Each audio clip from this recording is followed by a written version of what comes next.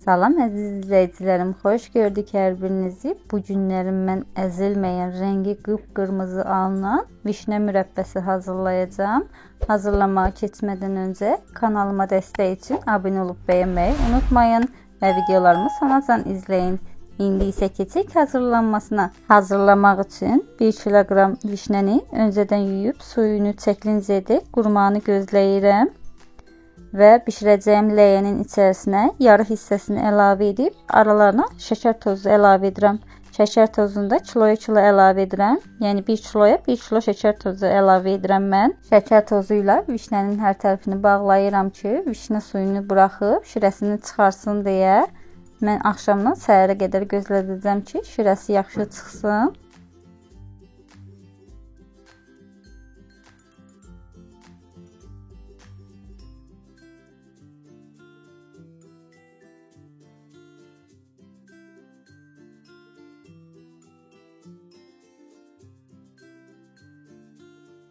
Və artıq bir gün keçdi, vişnələr suyunu çıxarıbdır. İndi isə ocağın üzərinə qoyub çox zəif xodda şəkər tozunun əriməyini gözləyirəm.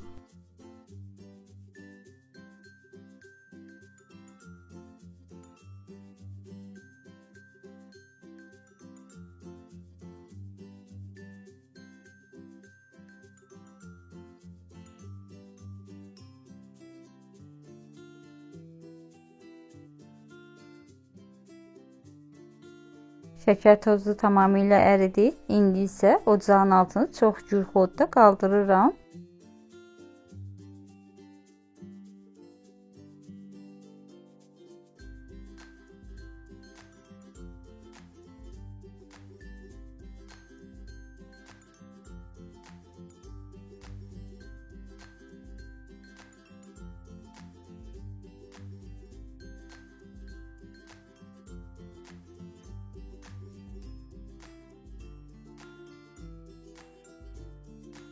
Ocağın altını gür etdikdən sonra vişnələr yaxşı qaynamağa başlayıbdır. Təxminən 2 dəqiqə bu formada gür xodda qaynadıqdan sonra üzərinin köpüyünü yığmağa başlayıram. 2 dəqiqə qaynadıqdan sonra yığmaq lazımdır ki, içərisində olan şəkər tozu tamamilə ərisin deyə.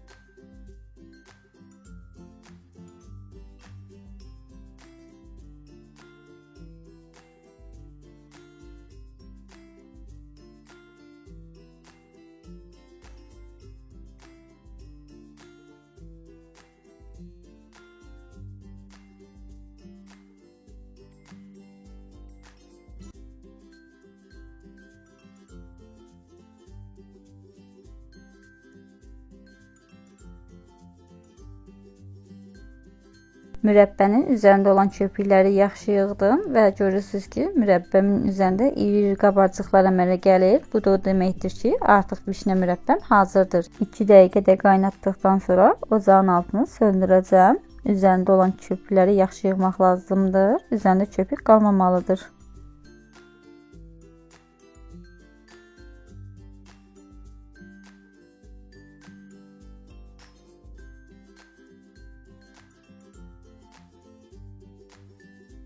İki dəqiqədə qaynatdıqdan sonra ocağın altını söndürdüm və 1 çay qaşığı mürəbbənin suyundan bir nərbəkin içərisinə əlavə edib yoxlayıram mürəbbəmin hazır olub olmadığını.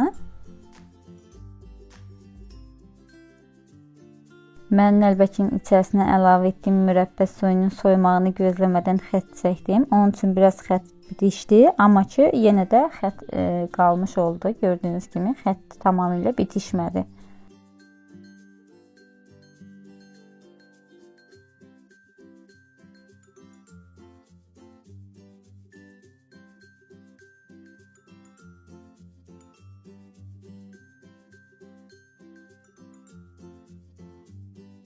Və mürəbbənin soyumağını gözləmədən ləyəni sağa sola sirkələyib, üzərində olan köpüyü orta hissəyə toplayıb, qaşıqla üzərində qalan köpüyün hamısını yığıram.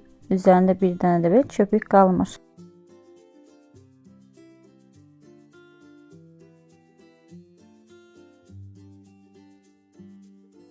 Mürəbbəmin üzərində olan bütün köpükləri yığdım, bitirdim. Bir dənə belə köpük qalmamalıdır. Əgər köpük qalarsa mürəbbəmiz qızqıra bilər. Mürəbbəmin soymağını gözləyirəm. Mürəbbənin soymağını gözləyincəyədək bançanı və bançanın qapağını qaynayan suyun içərisində mütləq şəkildə yuyub qurutmaq lazımdır.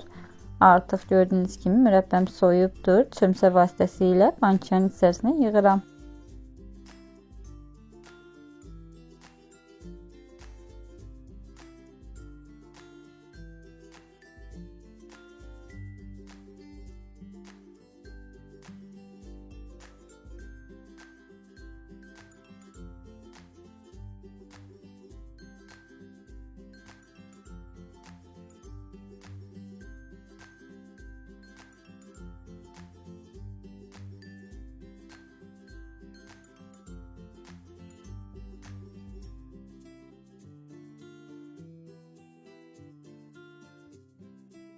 Mürəbbəni bançaya yığıb bitirdikdən sonra qapağını yaxşıca bağlamaq lazımdır. Kip olmalıdır.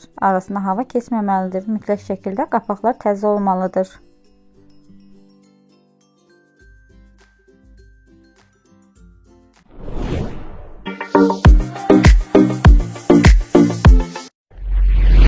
Və budur, artıq mənim mürəbbəm hazırdır. Gördüyünüz kimi rəngi qıpqırmızı, yumuşaq, qurumayan mürəbbə alındı.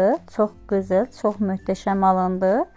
Hər kəs hazırlasın. Allah hər kəsin bağladığını ağız şirinliyi ilə yeməyi nəsib etsin inşallah. Hazırlayacaq olanlara öncədən nuş olsun deyirəm və kanalıma hələ də abunə deyilsinizsə, abunə olub və zil səsini aktiv edin ki, paylaşdığım videolarda anında xəbərdar olun və videolarımı bəyənibsinizsə, bəyənmə işarəsinə toxunub like edin və videolarımı yaxınlarınızda paylaşın.